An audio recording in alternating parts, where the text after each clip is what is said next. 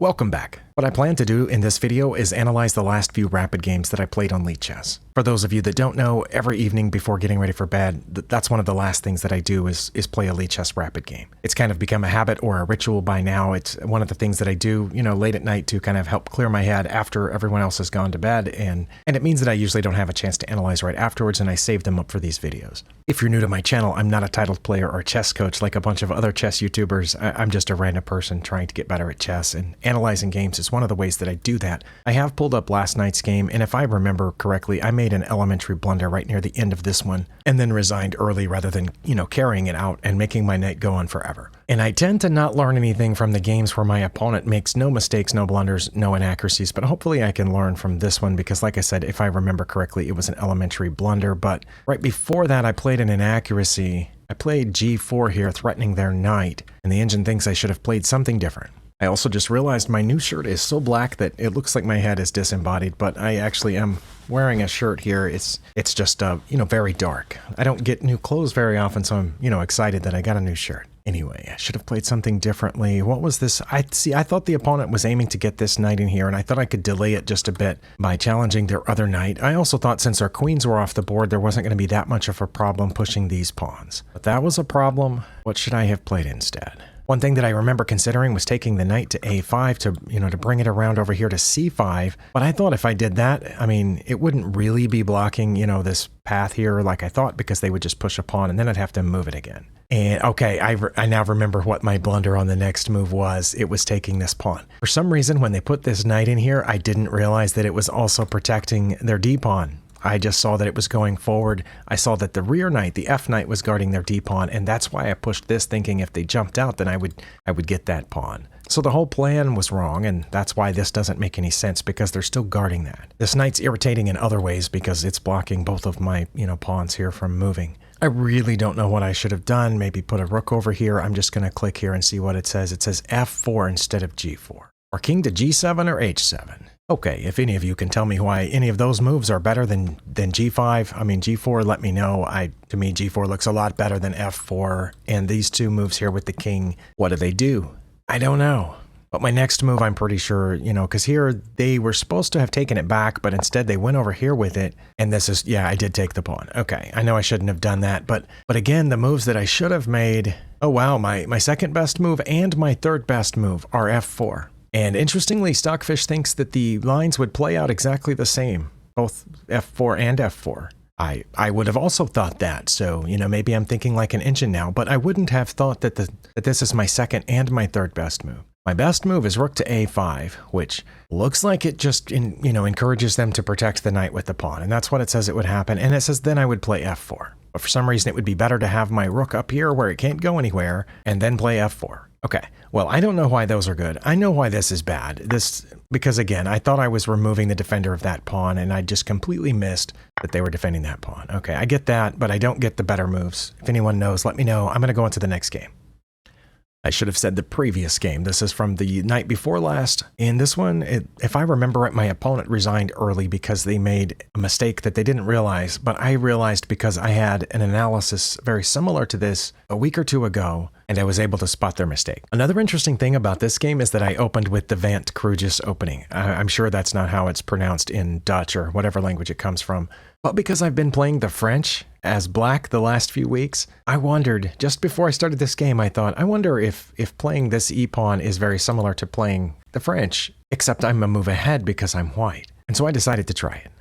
It's possible I've played this before, but I don't remember having done it, and I certainly didn't do it with the intention of being a reverse French. Anyway, my opponent did play e5, which does make it look like a French defense. And I think in the French here, you would play the d-pawn, but I realized that if I played the d-pawn now, it wouldn't be a reverse French. It would be, what's that opening that white plays sometimes, that black plays sometimes, when you play the d-pawn, the queen pawn opening, and they play this, there's a name for that. It's the England Gambit, and you're supposed to take that pawn here. But if I had done this instead to protect the pawn, I think that's the England Gambit declined. And so in my game here, that didn't happen. But here, I realized if I played the d-pawn, that it wouldn't be like a reverse French. It would be like the England Gambit declined. And so I decided to play the c-pawn instead, which I think transposed us into the English. The book here still says it's the Vant Kruijs, but once my opponent gets this knight out and I get this knight out, This is exactly what I've seen in the English multiple times, and they play this, and I play this, and they play that, and I get this bishop out. It still says Vant Courageous opening, but that doesn't matter because I've reached this exact position dozens of times playing the English. If I had started with c4 and then put the knight behind it, fianchettoed this bishop, and then moved this pawn up with the intention of getting the knight out to e2. So I wasn't playing a reverse French after all, I was just playing an English opening, no matter what the opening book calls it. Now I'm curious if we got to this position in a different order like I usually do, if it would still call it that. I have to know because I think the opening book has made a mistake here by not transposing. But if I had started with the English and my opponent had played here and I got this knight out and they had got that knight out, you can see that it's called the English here. And I go to fianchetto, they get this bishop out, I put my bishop here, they got that knight out, and I push this pawn. This is the English opening Carlsbremen system, not the Vant Courageous. So when I click here on our actual position, it should look exactly the same. It does, but for some reason it calls it the Vant Courageous opening because I started with this pawn. But anyway, for some reason my opponent played the A pawn, I got the knight out as intended. They played the D pawn, and usually when they play that, it's because they're going to get their light squared bishop out here and hit this pawn. I castled, they castled, and I think I'm supposed to play D4 here, but I didn't. Oh no, it says B3 or H3. Interestingly enough, we got the thing again where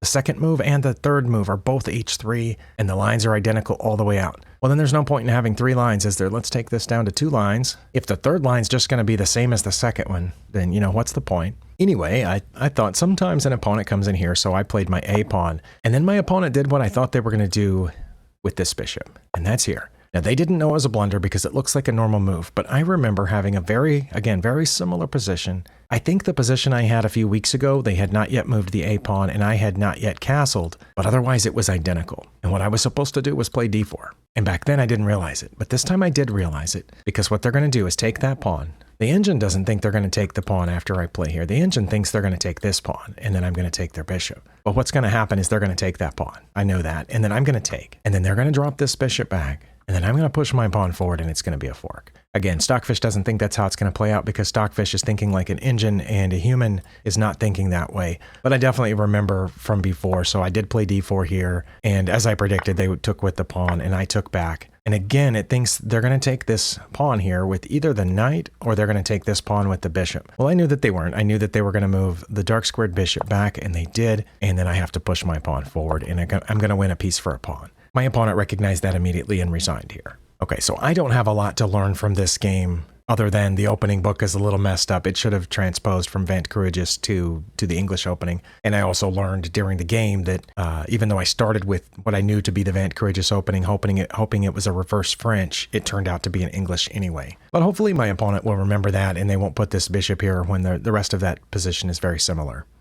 And the night before that, I had another French defense, and according to the page over here, it says that I won this game. But it does look like I gave away my advantage at one point, and then my opponent gave it back. I also gave away a really early advantage. And even though this one move here, move 30, is apparently the move that decided the game, it would have never gotten to that point had I made the right move way back here on move 6. It says here that moving this knight back was a blunder, and I wouldn't have considered it a blunder as a player watching my opponent play that, but it did seem odd that, they had just got the knight out and now they're kind of moving it back. I don't know what they should have played instead, but apparently there was something I could have done here, and I didn't. What I did here was play queen to c7. And the reason I played queen to c7 is because I'm targeting this pawn, right? My knight's already pointed at it, and my knight's not pinned anymore because I got this light squared bishop out. So I thought I was targeting that pawn. So yeah, no, I don't know what the correct move should have been, and I don't know why this is wrong. Maybe I should have gone further to directly challenge the bishop, but then I think they just would have brought the knight back or played a4 to defend it. I don't think I'm really ready to develop this bishop yet. I don't want to go there because of the pawn, and if I go here, then my knight can't go there, so maybe I should have got the other knight out? No, I should have taken the e-pawn now.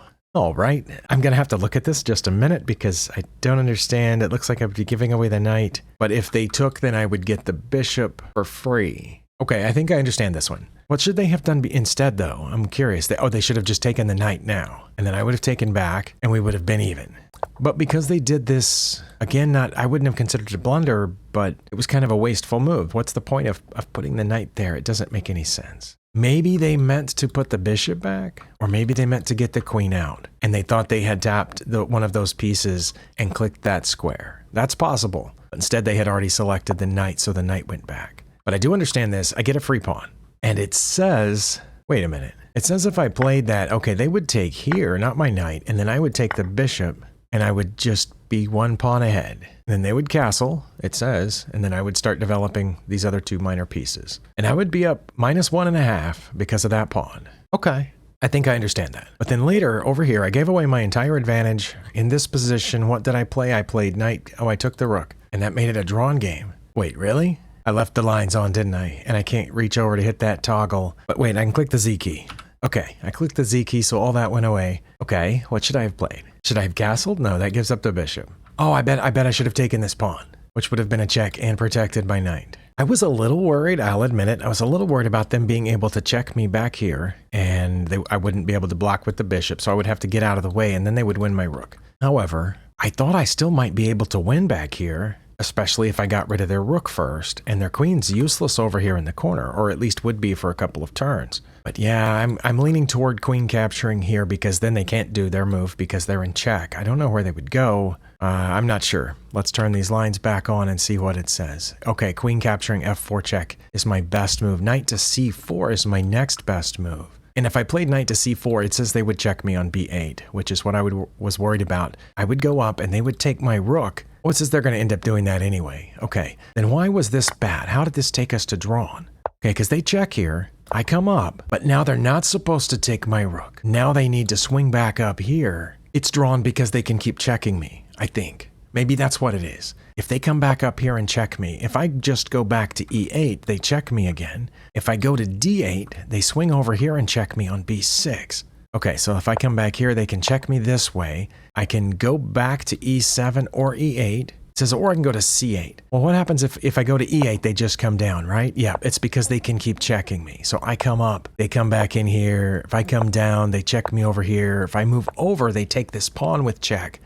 But they have to keep checking me. That was what my opponent didn't recognize about this position, was that they had to keep checking me. They can also check me here, it says, and I would take that, but then they would keep checking me with the queen. But when they took my rook in, it was over. And here I did see the f4 pawn. I don't know how long I spent on this move. Okay, I only spent 5 seconds on that move, but that's because I realized I would get to save the knight this way because they're in check. Then I'll get to move the knight. When they get out of check, I wasn't sure if it was my best move, but I know I can take their knight now, and when they take back, I'm going to take that with check, like I did, and I have an extra piece. Also, I'm defending this pawn so they can't break out of here really easily. So when my opponent moved out of check, the engine thinks I should just keep checking them, but I was already thinking about how I could get their queen trapped in there. I very strongly considered just dropping this bishop back here, since my queen is defending this, but I took this pawn on e5, so I can still defend that pawn there, and they're supposed to slide up so they can get out of here. They did slide up, but then that allows me to win almost immediately by forcing a queen trade. Now the engine thinks I should check them down here on f6 so I don't force the queen trade, but I've got a whole extra piece and a bunch of pawns, so to me, by far the easiest way to win this game was to force the queen trade. So they have to take, and I take back. And I'll give my opponent credit for continuing to play. They forced me to practice my checkmating, which every one of us could probably do once in a while. And so, I just started bringing pawns and king, and I just decided I only needed one pawn to get all the way down there. So I just brought one pawn all the way down there and practiced checkmating with just the queen, which shouldn't be. Wait, why was that a blunder? Oh, this is another one of those situations where they only have 2 legal moves and they both result in a mate in 2. But for some reason, the game review thought one of them was a blunder. Yeah, we ran into this on my game, so I hope my opponent didn't see that and think, oh, that's wrong. It's going to be a mate in 2 either way. Either way, I'm going to bring my king and checkmate them. So it's not possibly a blunder. I brought my king, and there was nothing they could have done, so they just moved a pawn, and I checkmated them. But anyway, right here, I think what I failed to see, and my opponent failed to see, was that this allows them to do the queen to b8 check, but not to win the rook, to keep checking me. They can force the draw. My opponent failed to realize that they were in such a bad situation that they needed to try to force the draw after I took the rook. When I did that, I think they should have realized it's nearly over unless they can force a draw, and they could have here with the repetition, but instead they took the rook. I understand. I have enough time to look at one more game. I resigned early in this game because, they've just done this. I don't think there's anything I can do about that. Probably my best move in this situation is to put the knight in the way so that when they take it, then I can castle and then I don't lose my queen. But I'm going to be down at least +4, probably, because I'm going to lose the knight and possibly a pawn out of this deal. But I don't know how I got into that position. It says I had 2 blunders, looks like here and here. So we were even way back here. And what I played was knight to e4. But what I should have played was what? Probably h6. That's what I'm going to guess. Or queen to c7? Let's see what it says. No, I should have castled. Or taken the pawn. That would have been fine too. But it says after I took the pawn and they took back, then I would have castled. Why did I do this? I'm not sure. I thought they were going to take the bishop and I was going to take back. And then I didn't know what they would do, but then I figured I would castle. Well, they did take the bishop. And it's better if I take back with my king. Well, I didn't know that. I took back with my queen. And their best move is to move the rook over now and then play f3. But they messed it up by playing f3 first. And I had to play knight to g5. Oh, so I could get the knight back here when they move the rook over. But instead I put the knight here, which allows them to move the rook over or take my bishop. But they decided to take my bishop and I took back and now they can move the rook over. So I would have been fine here. I would have been fine here if I had just realized that I'm going to need to block the e-file with my knight. But I didn't realize that and it came here. Okay. Wow. Running away from the pawn in the wrong direction is the move that lost me this game. But yeah, I had to go to g5 or castle. I would have still been behind, but not as far behind if I had castled. Because if I'd castled, they would have taken the knight. They would have been up a piece for a pawn. But if I had come back this way, we would have been even. Okay, I understand. I did not see this coming. There were too many pieces in the way, for me to think about my queen being pinned to my king. Did I play this really quickly? I only spent 5 seconds on that. Okay, so I think it was only the first game in this video where I didn't understand the blunders. I know I understand why the move I made at the end of that game was bad, but I don't understand how I would have chosen those other moves instead. Let me know if you do understand them, especially the first blunder in that game. How in the world was I supposed to spot that? But these others, I think I understood, and hopefully you do too. If you can shed some light on it that I missed somehow, that's what the comment box is for. I appreciate all your comments, and I appreciate you spending your time here. I'll see you next time.